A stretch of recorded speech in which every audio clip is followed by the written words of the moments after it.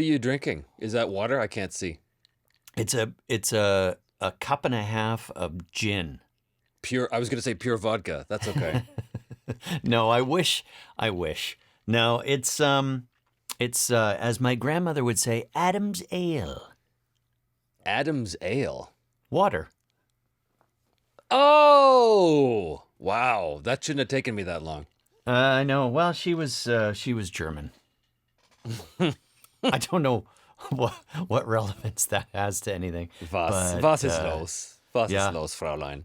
Yeah. It's been a while since we've spoken. Yes, it has. The world is still intact. Well, for the moment.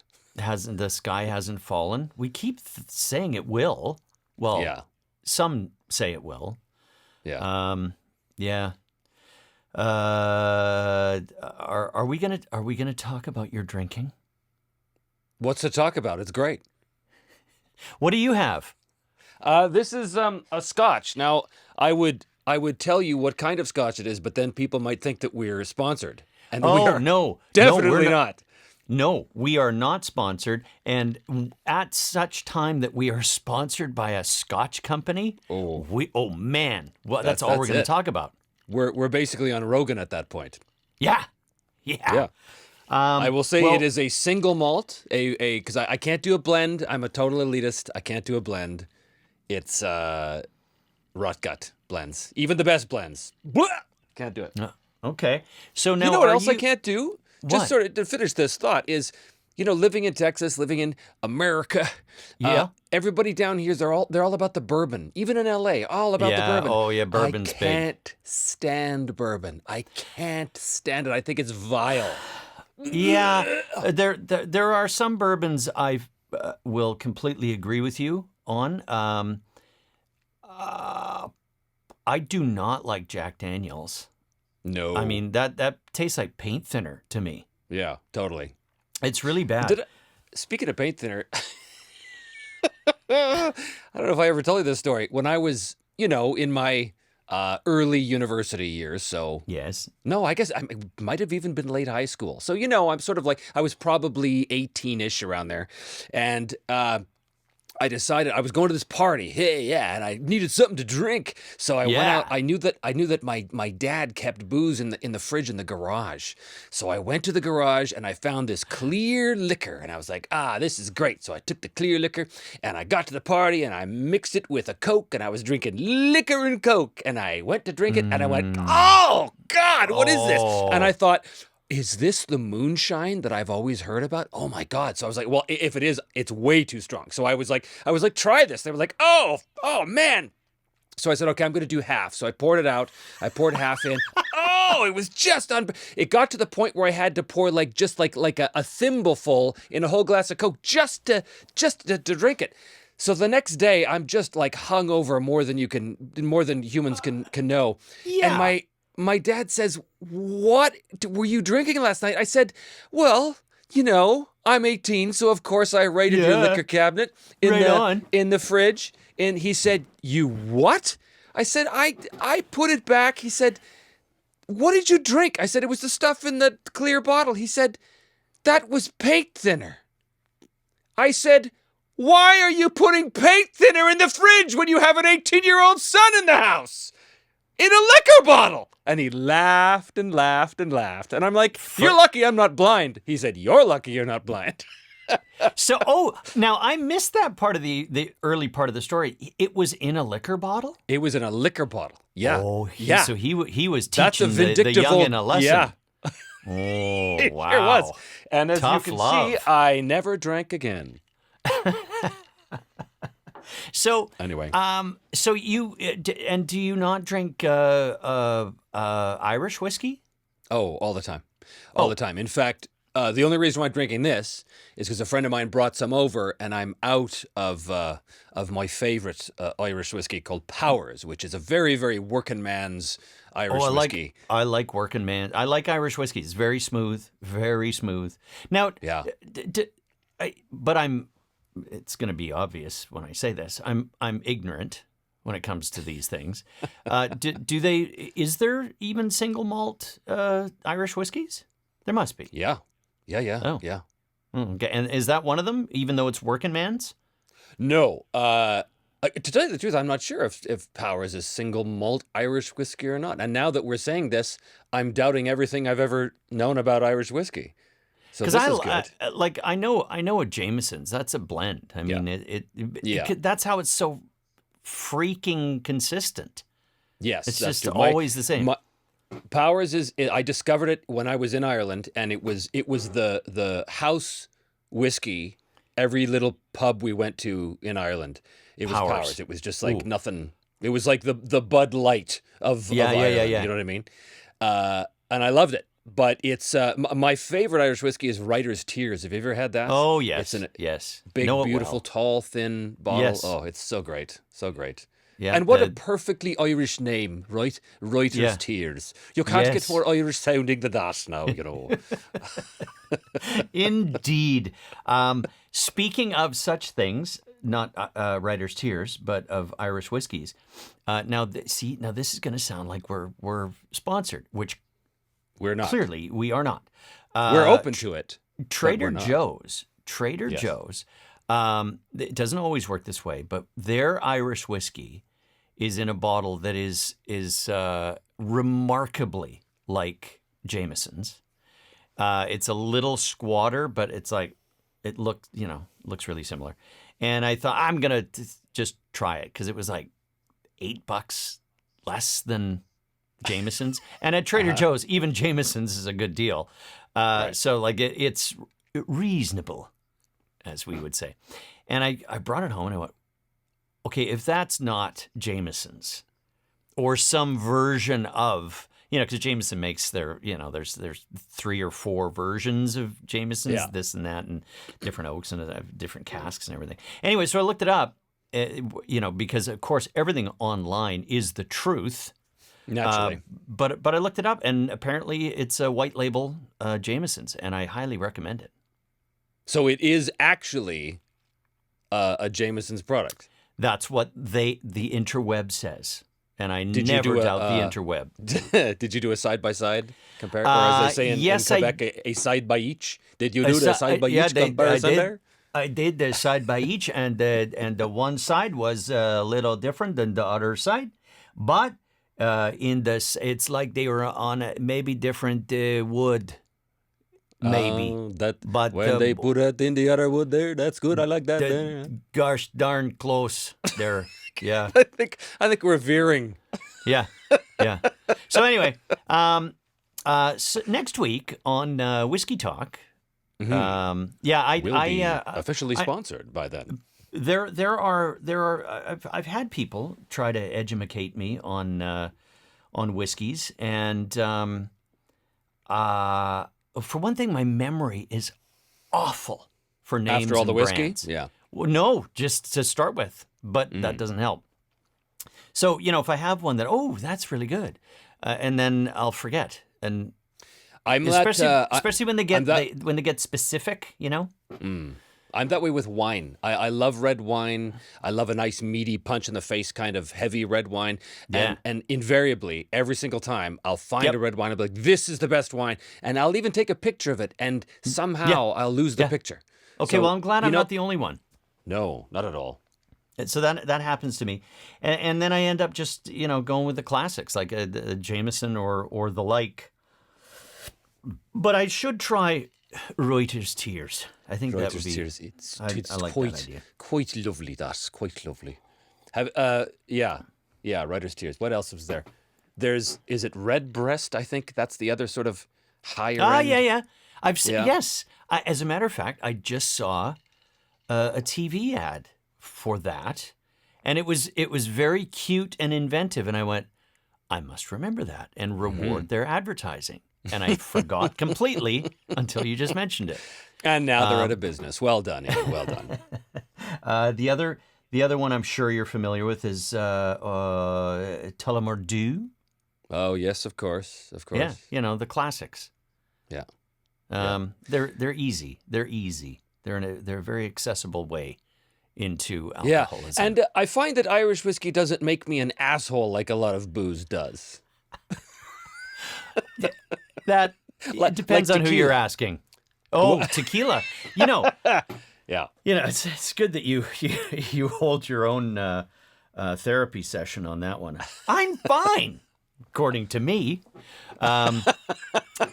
No, now on tequila, gosh, this is why we should research things before we I start agree. yakking. Yes. But yes. this is like homework. We can look this up. But apparently there is a very scientific reason for why tequila is different, and Makes you the devil.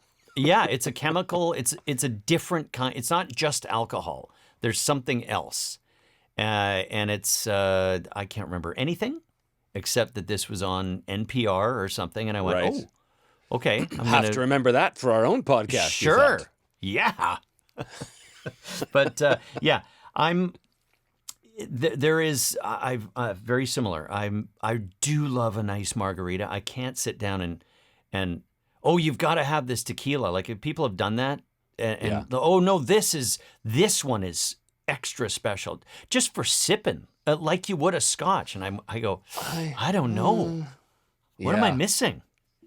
I don't understand the whole notion of sipping at all. I'm a proponent of the guzzle, the full glass guzzle. Yeah, and So, I like the fact that all you've that got stuff. ice in yours. Yes. That means you're that's the modus operandi. Yes, well, Get her sláinte. in there. Look at that. We're both sipping at the same time, eh? Oh, Frickin' geez, just you, like I a wa- couple of Canucks. Yeah. Oh, that's what I wanted to tell you. Oh, what? I had this audition the other day, and it was very specifically for a Canadian accent. I don't know if you got this. You probably did get this. I don't know. But I saw this thing, and I went in to do the audition, couldn't do it. Couldn't What? remember my own accent. Every time I tried to do a Canadian accent, it came out Oh. weird and wrong. And I was like, Oh. it was, have you ever had that? All the time, but not with a Canadian accent. I get that's what I sent mean. I get sent stuff that they go, "Oh, you're Canadian." And it's like Quebec. And I go, if anyone's paying attention, no, I'm gonna sound like, René Lévesque in the no two-tier healthcare. We are against the two-tier healthcare. And that's all I do. That's a Canadian history deep cut, kids. That's Oh yeah, look that one up. Look that one up. No two-tier healthcare. Wah. So okay, I did come prepared. I did. Okay, that makes one of us. I'm going to ask you a question. That I'm as our listener knows, we don't want to specifically make this all about cartoons and voiceover. No. But I do think there is a level of interest. So The fan may want to hear some Yeah. level of opinion from us So- on this. Yeah. So I'm pandering a little. This is me pandering to our listener, Ken. Have you ever, and this is becoming rarer and rarer, as I think we have discussed, the in-person recording session, that's the topic. Have you ever been starstruck in a recording session? Well, that's a very good question there, Mr. Corlett. Thank you. Sort of yes and no. I don't care about celebrities. I never have. When I went to LA and I started to work there, of course, I would work with a lot of these celebrities. Most of the time, I didn't know who they were. I knew that they were somebody, Something. but I don't. Yeah. I don't like. Here's a case in point. When we started doing Guardians of the Galaxy, of course, I played Rocket Raccoon, and Will Friedle was playing Star-Lord, and Will is he was on Boy Meets World, which, as it turns out, was this gigantic show in the Yeah. 90s that I missed because I was too old for it and I didn't, You So and me both. Yeah. right. So in the first week or so, we're getting along. Me and Will hit it off great. And at one point, I take a picture of the two of us and I put it on Instagram. And I have never had a picture go crazy like that one. And I thought, well, I mean, I know I look pretty good in this picture, but I don't know why. And of course, it was because Will is this giant star, and that's how I discovered that. But no, the only time I would say I got kind of, it wasn't even starstruck. It was just like, it was a really cool moment. And it was, again, it was on Guardians when Jonathan Frakes came in to play Star-Lord's dad. Jonathan Frakes is Commander Riker from Star Trek Next Generation. Okay, thank you. So he comes in, and he's this great big guy. And I had actually met him very briefly at a convention. It's actually it's my favorite convention story of all time. I was sitting with Richard from Vancouver. Richard Ian Cox. Yes, Richard Ian Cox. Yes, of course. We're very close. I remember his first name. Right. I love Richard. I really do. But I'm sitting in the green room at this giant Toronto convention with Richard, and we're sitting on this couch which has like one back but two different seats, sort of like Yes. one back is splitting two different couches. And Richard and we start to sort of Woody Allen off a little bit. We're doing a thing, and little do I know that the entire cast of TNG is behind me. Like, the whole cast is there. And it was the end of the con. I was so tired. And so Richard and I are doing a thing, and next thing I know, I hear this, I like New York in June, how about you? And I turn, and there's Jonathan Frakes serenading me because we're doing this Woody Allen. So I sing to him, and we sing a little, and he smiles and laughs. So that's the first time I met him. And then when I met him on Guardians, Yes. I told him that story at the break. I was like, do you remember? You don't remember this, but I remember this. And he did. He did remember it. And it was so great. But That's cool. that was super cool because it really had nothing to do with the fact he was this TV star. No. It was the fact that he remembered this stupid little musical interlude we had at a convention. Right. But he was awesome. He was just so friendly and just so like one of the boys right out of the gate, and just great. It was one of those excellent experiences. So that wasn't really starstruck, but it was like, I'm glad that this celebrity is a good guy. And luckily, I had a ton of those experiences. Seth Green is another example of that. Seth Green Yes. is just a quality guy. And again, it's the little things. So Seth Green comes in to play Howard the Duck in our show, and everybody knows him because he's been around for his whole life. Yeah. And he knows everybody. So at one point he's telling a story, and everybody knows, the people he's talking about. But I notice when he's telling the story that he's always including me in his eye line. He's always making sure he's telling me the story too. And I was like, that's classy. That's classy, buddy. Yeah, that you're yeah. including the new guy in the group thing. And then at the end, he shook my hand. He repeated my name back to me. And I'm like, see, little things like that. That is a class act right there. Yeah, you know what I mean? It is. That is something that true confessions, that I am terrible at. And it is not simply because of my superior attitude. There is something about names, and I know it's because I don't practice it. And clearly, a guy like that story right there, he makes it a point to go, aha, I am speaking to the man that just told me his name, who is Trevor, and I am going to remember that his name is inside his head. And then at the end, it's a skill. It's a real skill. And it makes all the difference, man. It does make all the difference. And I am not proud that I do not have that skill.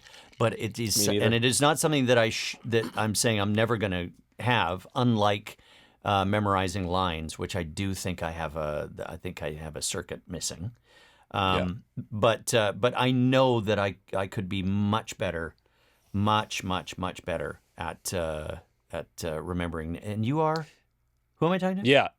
Trevor. And Trevor. And it's something as simple, like, again, it's like because he did it the first time I met him. He came in, he said, hey, I'm Seth. What's your name? I said, I'm Trevor. Hey, Trevor, good to meet you. That little thing, that little repetition. Yeah. And I clocked it immediately because this is LA where you're surrounded by douchebags. And Yes. so this guy comes in and right away just like blows that stereotype out of the water. I'll tell you, man, I've never had a bad experience with a celebrity in voiceover in all the years I worked in LA. Never. They weren't always stellar, but there was never a nightmare scenario. There was never, oh God, this person. Right. So I lucked out, man. I lucked out for sure. Well, I know I've mentioned it before. I don't have a lot of celebrity stories, but my Tom Hanks experience was the intro. I'll just tell the intro because I've already told the other story. I'll repeat the intro, and it was much the same when he saw me sitting in the waiting room before I was going to do the session with him. He came up and he said, "Hi, you must be Ian. I'm Tom," and I was like, "I know." Like everyone knows, but thank you for doing that. I mean, that shows you're kind of a normal guy. So my experience, and again, similar to you, I wouldn't say that I was starstruck, but this was 23 years ago. Wowie. One of the first times I was recording in Los Angeles. This was when I was being flown down, and there was this weird. The show was called What's with Andy, and it was a Fox Kids U.S. Canada co-production. So they had made a decision to record in L.A. And the writing staff was in L.A., but all the animation was done in Canada. So they had to find this way, for tax credits and everything. There's a point system. And because they wanted to record in L.A. and have the writing staff in L.A., because they were doing it sort of traditionally, like where you'd actually have a group of writers, amazing. Mm-hmm. And I was lucky enough to get cast as the lead guy, Andy, because that checked, 3 checks in the Canada column, and they would fly me down every couple of weeks. So I was surrounded by people that I sort of knew, and then knew of by reputation. So like Tom Kenny was in it, right. Carlos Azraqui was in it, like a ton of people that right? You just these people, and then from that I was. The same voice director, I guess it was, or the same group was doing a show called Totally Spies. So, they went, "Oh, you're in town for these 2 days.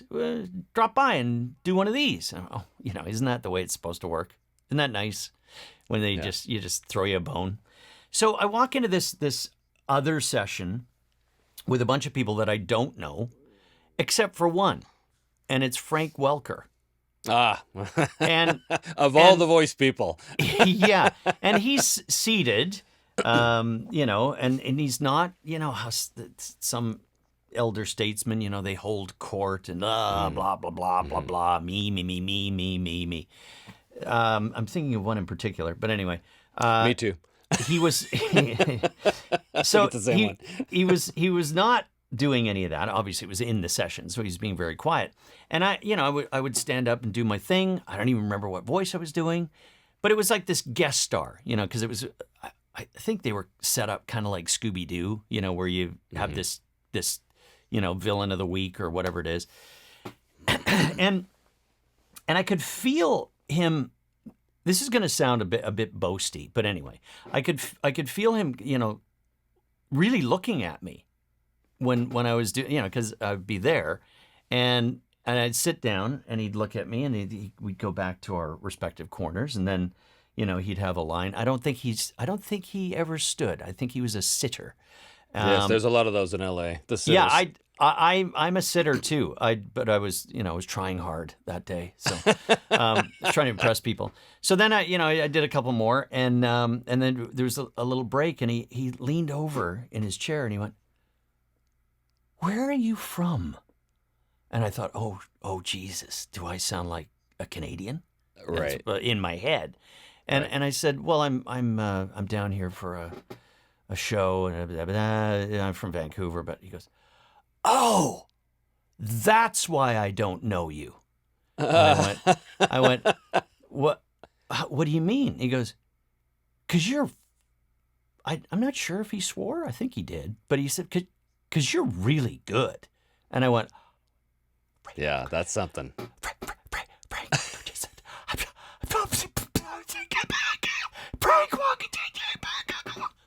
I didn't do but in my head I did. Yeah. So that was not starstruck, but it was like, oh my goodness, I'm going to have to tell that story, and I just did. Yeah. I Yeah, don't and there know you if I've go. ever See- I may not have ever told that story. I'm not sure. Well, what better place to air your stories than on this show? I met Frank for the first time on a Scooby-Doo episode where I got to be the guy that says, and I would have gotten away with it too if it wasn't for you kids. Yeah, I actually got to be that guy. So that was a bit of a Yes. bucket list. With Frank Welker sitting right there, man. It was Yeah. awesome. He's a very nice guy, you know? Yeah. Like, And then actually there was one with Billy West. Oh, this was glorious. This is exactly like your story. So I met Billy, this would have been, I think, in 2019. We were doing this pilot that David Kay was producing. And so there was a bunch of people on the show, and Billy was playing kind of the lead guy. And I'd never met him. And of course, to me, Billy West he's like this god among voice actors, right? yes. So he walks in, and I see him, and I'm like, oh my God, this is Billy West. So I went up to him and I said, "Hey, Billy, my name's Trevor. I just want to say, this may sound hokey or whatever, but it's a massive honor for me to be in this room for you right now. I just want you to know you're like, I spent so many years listening to you, and it's really." And he said, "Wow, really? Wow, nobody ever says that stuff to me." And it was Fry speaking from Futurama, you know.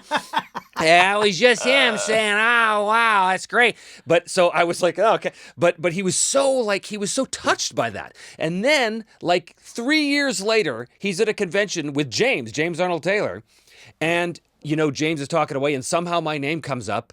And Billy says, "Oh yeah, I remember him, Trevor. Oh man, he was so good, man. He was just the greatest and the nicest guy." And I was like, "Oh, that's it. I'm done. I can retire. Yeah, I've made it. yeah. You know, so good." Well, yeah, what a nice so guy. I met him. I haven't worked with him, but I met him at a convention, and it happened to be his 70th birthday. So, you know, they had a little thing, and like he was just like a real sweet guy. And we ended up having breakfast together after, well, I mean, that's what you do after you sleep with him. He was very, just lovely. I don't even know what we talked about, but it was, you know, like, I can't sit down and have breakfast, you know.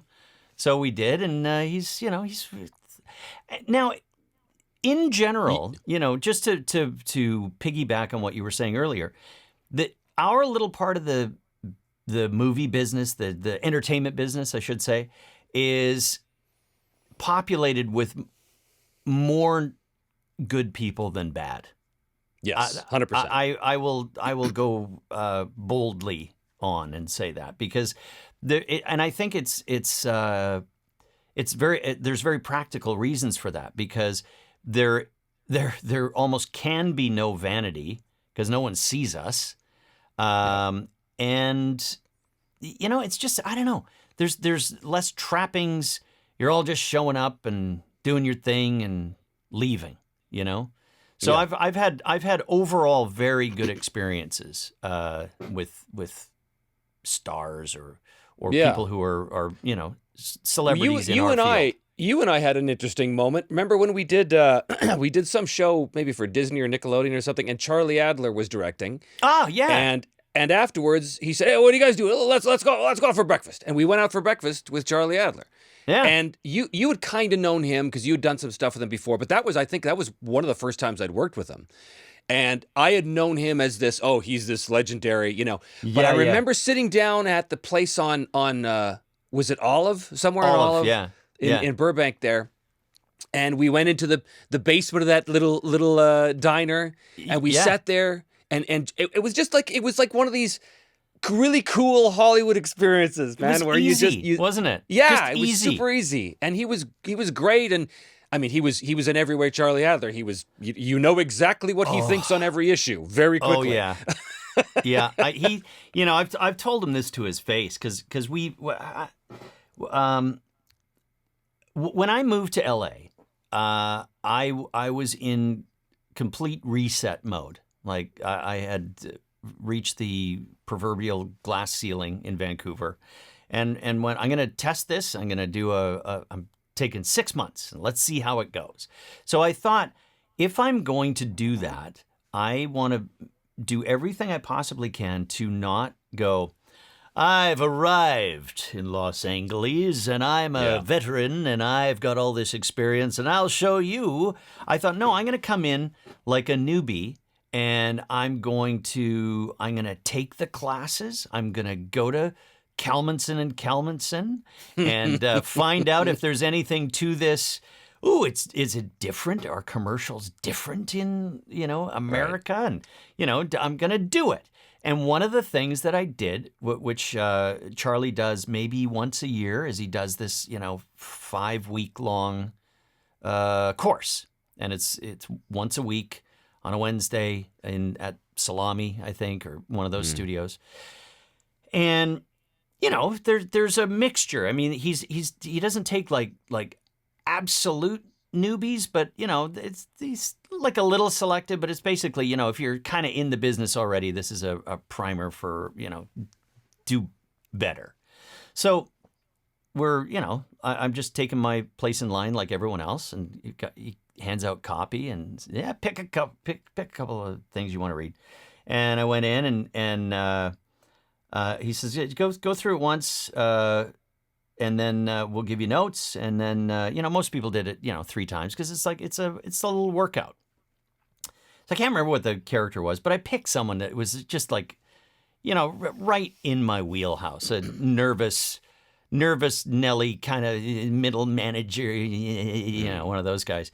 And I read it once and I looked up and he's usually like on the button right away. Yeah, fucking, fuck, yeah, fucking.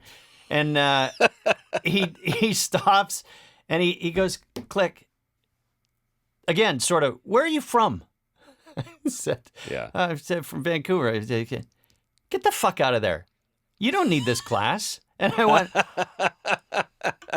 oh, wow. So that was my first actual interaction with Charlie.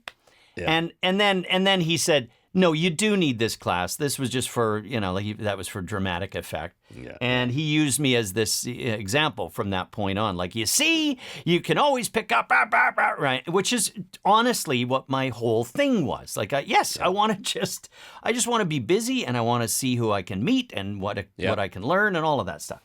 So from that, we struck up a immediate friendship because Charlie is not was, he's not dead, is all the things that I value and treasure as a professional and a human in the business.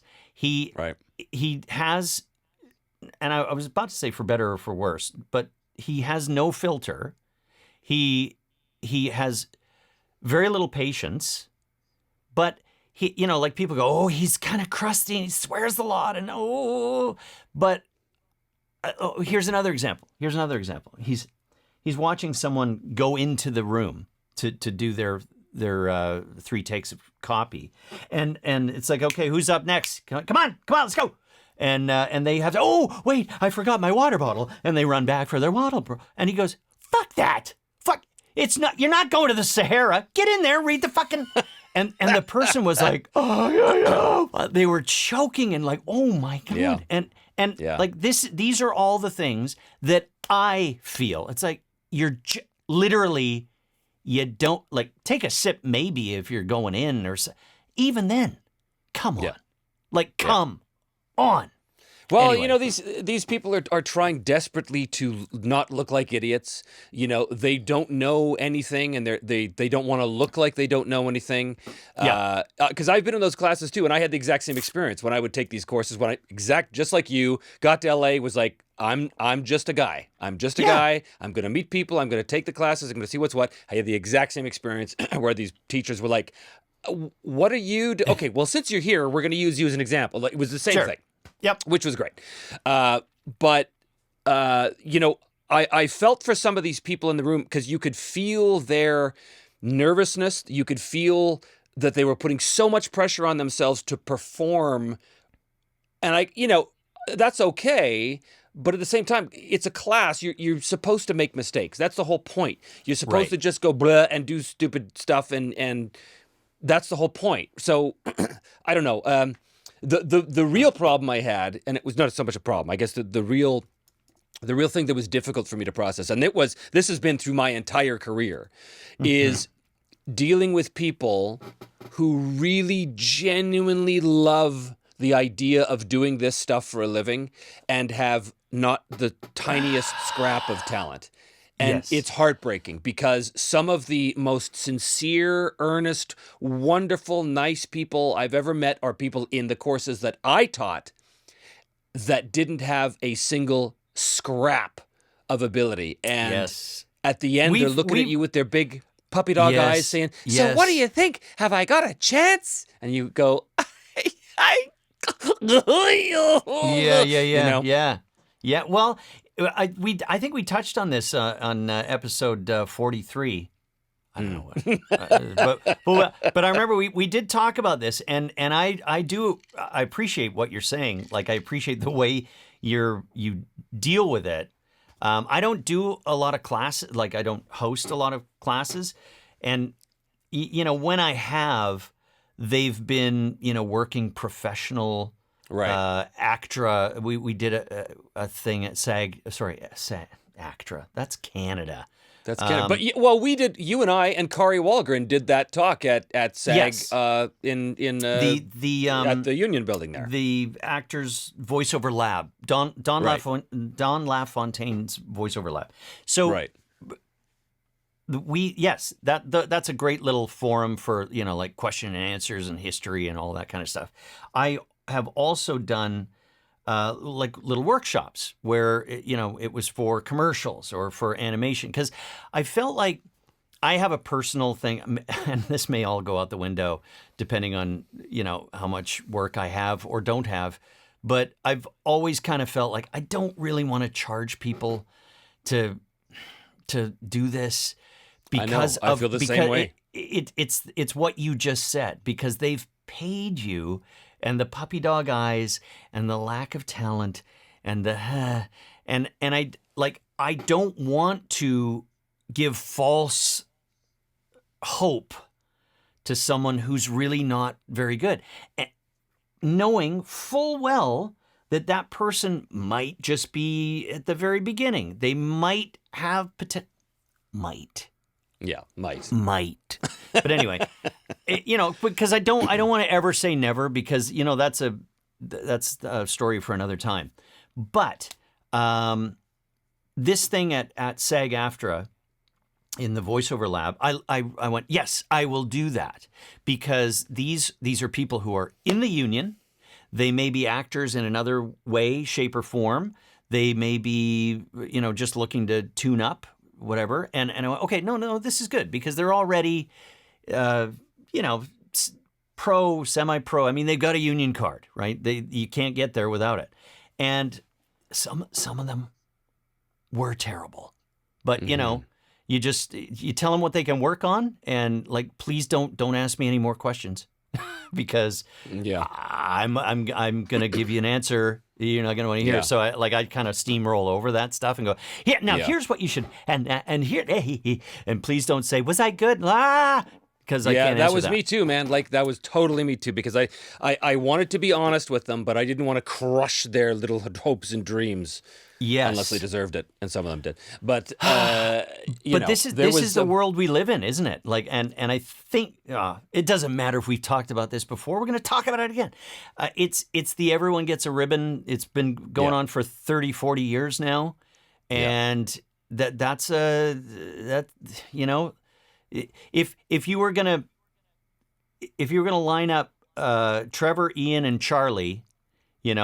I'm not sure where exactly you and I would fit, but there's a progression there of truth, and Charlie's where the buck ends or stops, and it's like boom, you're gonna hear some truth. Now, having said that about Charlie's thing, this was really neat. Another person that was in that class was what's her name? I should look it up.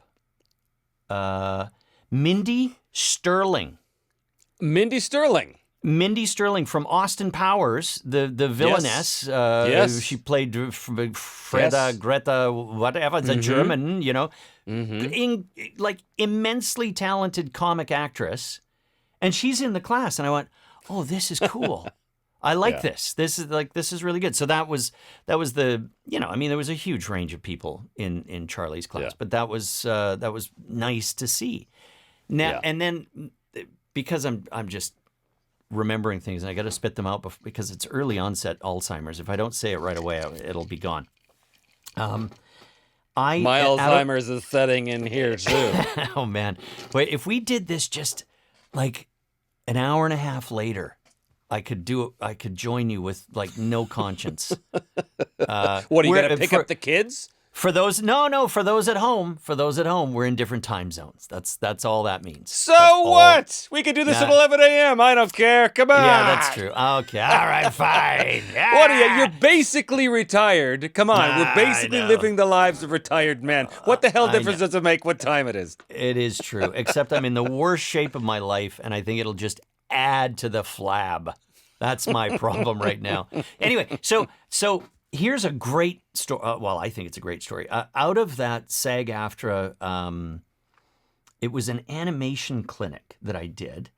I had this wonderful student who came in. I guess they were all students. They were attendees. Oh, that's a and step up. I thought that, animation's it's a certain touch that you need, right? And this girl, I thought, well, I know you've got potential. I don't know if it's for animation yet. I don't know, but I could hear in her reads that she was good. She was a young African American lady, and I'll say her name. It's I don't know if it's Andia or Andia Winslow. And I started, I kept in touch with a few people from the class. Like, there was a couple of guys, Instagram-y stuff, right? Like, oh, hey, yeah, here's my Instagram. And they follow, and I follow them back and see what they're up to. And I started to see, oh, look at that. She was in A League of Their Own. I think it was an Amazon series, baseball series, like the remake of, and where was I going with this? Oh, I've heard her in commercials, and like big ones. And I just I reached out to her and went, "Was that you on the Volkswagen?" Yep. Oh, way to go! And she goes, "Thanks, Coach." And I went, "Oh, wow, thank you." like that was really cool. And she is good, and she just checks all the boxes. If you catch the inference, and it's nice when someone who's checking those boxes can do the work, and it's like, yes, no problem. Go forth, do more. Yeah. So, Andy, if you're listening to this, there you go. I still believe this more so now than ever. None of the boxes matter except can you do the work. Oh, I don't disagree with you at all. I know you don't. And there are many, but it bears to be said out loud. Yes. No, I'm in complete agreement, and I do believe, like all things, it's a pendulum, and we will swing. Boy, I got a noisy chair. Yeah, that's the sound my pendulum makes. Clunk, clunk. Yeah, clunk. Yeah. Anyway, we'll see. I think, like anything, fashion. There's the people who are just going to go out there and they're going to be edgy, and they're the cutting bleeding edge of whatever it is that they're doing. And you go, yeah, that's nice, but I think we might have overreached there a little, and then I don't, speaking of fashion, I don't understand. It's not that I don't understand. I don't pay attention to, I guess, the world. So I don't know what's hip or cool. Like, it's funny because, do you know that song, Don't Go Chasing Waterfalls? Yes. Don't go. Okay, so apparently this was a big song like 20 years ago, and I heard it for the first time about 2 years ago and went, oh, I like this. Who is this? Is this Trevor. new? Trevor. But this is what I'm talking. I have no knowledge of popular culture whatsoever. What are you, Zero. 90? I, I think I am. I have more knowledge of what happened in 1946 than I do back in 19. So I don't understand, or I don't see. And I'm not a guy in the world. I don't leave the house. I don't go to an office. Oh, I know that. The only real interplay with the real world that I have is, well, none really. I guess. So I don't know what's going on, but I see people talk about, oh, well, this is coming back or that's coming back, and I'm like, did it ever leave? I didn't. Yeah. I noticed that, like, I'm a man with an earring. I still have an earring, and somebody said to me, "Oh, wow, you wear how retro?" And I was like, "I've had this earring since 1986. Well, I put it in, and I forgot all about it." Technically, that's retro then. 86. I guess it is, but it was never retro for me. It was just it's always been there. It's like a birthmark. See, that's one I think I would question whoever said that. Like, did they go away? I don't know. They moved to your septum. Right. That's what happened. I mean, come on, people. It's dirty. It's disgusting. I mean, when you're a man that has, and this has nothing to do with my advanced years, but I blow my nose so much. So much stuff comes out of there. Yeah, I don't want another thing. And this is directed to my son, who's got one of those dang things. Actually, it's not his septum. It's his nostril. What? Why? Because secretly he's projecting to the world that he would like someone to hook a little fishing wire through there and lead him through life. Right. He wants to be reeled in. That's what's going on here. Oh, he's going to listen to this, and he is going to text me, and he's going to go, "You piece of shit, Dad." Dad, what are you talking about me? God. Yeah.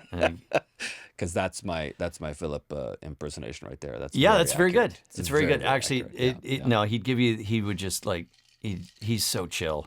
He'd just look at you. Come on. Really?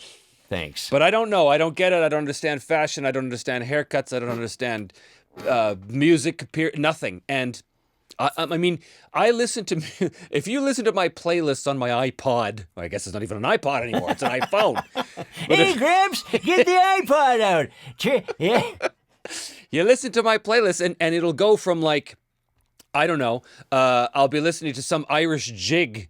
Some traditional Irish jig, and it'll kick into Don't go Run chasing to the Hills waterfalls? by or that, and then it'll kick into Iron Maiden, and then it'll kick into what I mean. I'm all over the place, man. Yeah, I know. I'm all over the place. No, I get it, and I think that's much healthier than I don't think this expression works here, but the tilting at windmills for whatever is the latest. I do like listening to whatever is new. I had a friend once on speaking of music. This is I think it's a good one. Because I'm really into music, and my playlist is as varied as you describe as well.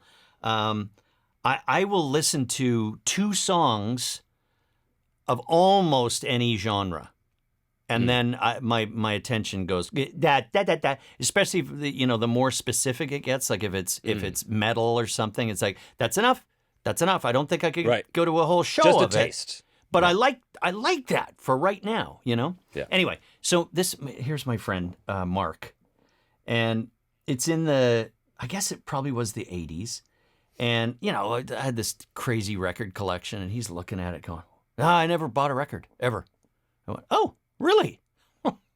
So were you into music? Oh, yeah. Yeah, I listen to the radio.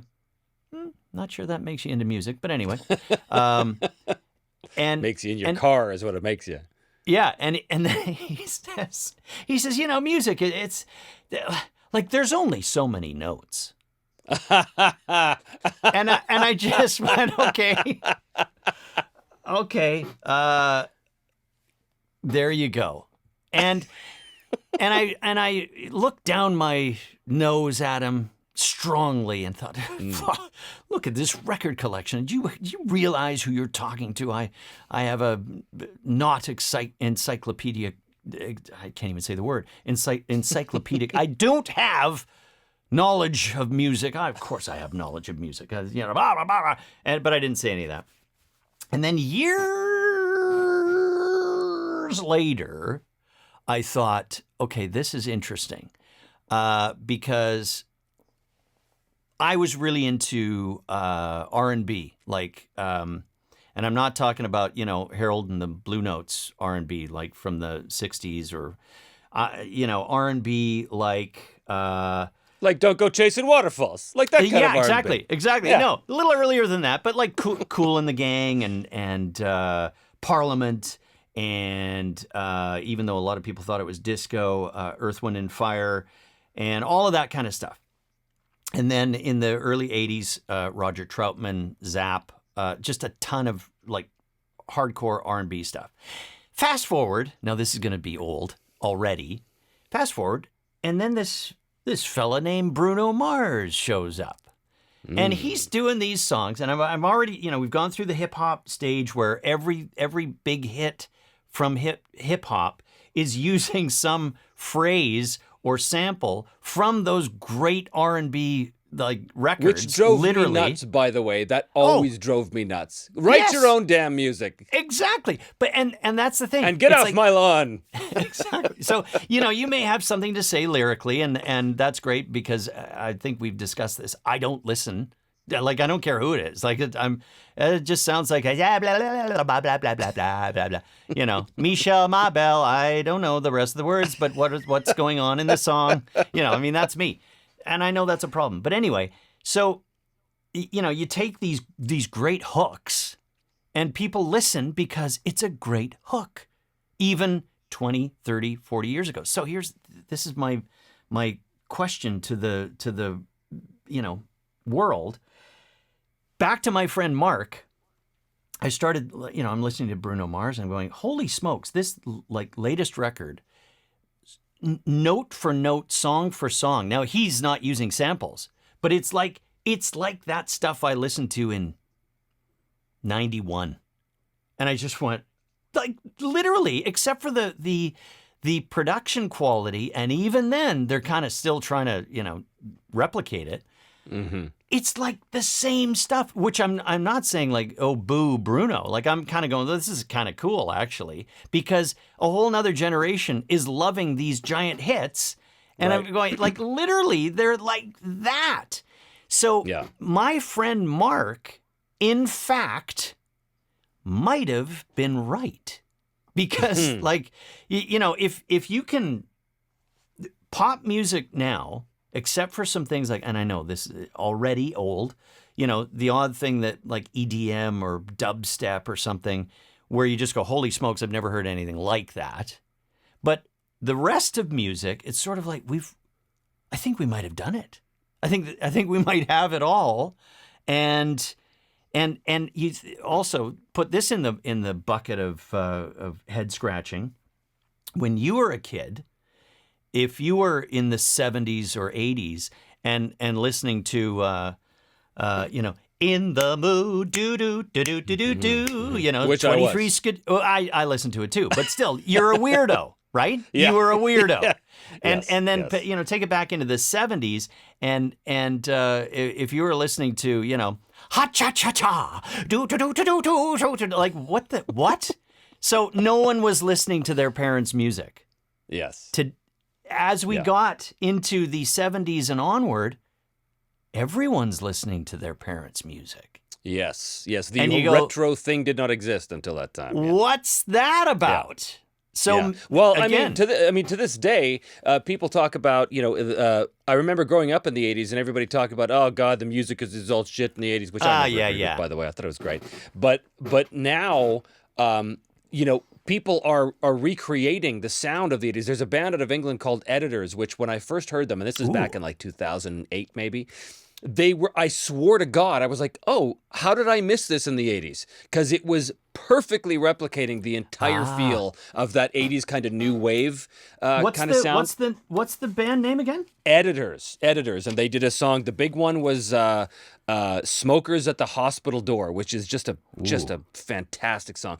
But their whole sound is so. I mean, it's synth based. It's so. I could be listening to, like, you know, I don't know. I can't even think of anything to compare it to now. But it had that immediate feel to it. Like Thompson So I was Twins? stunned. Yeah, a bit-ish. Yeah, in that genre. A little bit of Morrissey thrown in there. A little bit of Depeche Mode thrown in there. So it was all that kind of feel. Or my personal favorite, Kajagoogoo. Kajagoogoo? Too shy. Hush, hush. Oh my God! Wow! Wow! Yeah, Corlett with the nuggets. Yes, Yeah. boom. 2 points right there. Anyway. I will look up the editors. This sounds great. Yes. You know, I think it's not the editors. No, just it's editors. Editors. Yeah. Okay. Yes. I think this is a great topic for another show. Yeah. Don't you? Yeah.